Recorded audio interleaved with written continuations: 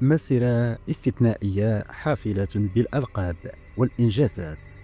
أكثر من 500 مباراة مع برشلونة، أكثر من 100 مباراة دولية، دوري أبطال أوروبا، الدوري الإسباني، كأس العالم، يورو 2012.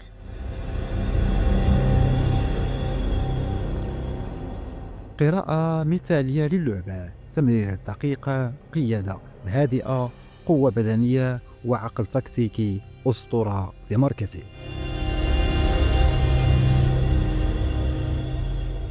مسيرة ستبقى خالدة في ذاكرة كرة القدم. بوسكيت محور ارتكاز، برشلونة الأبدي.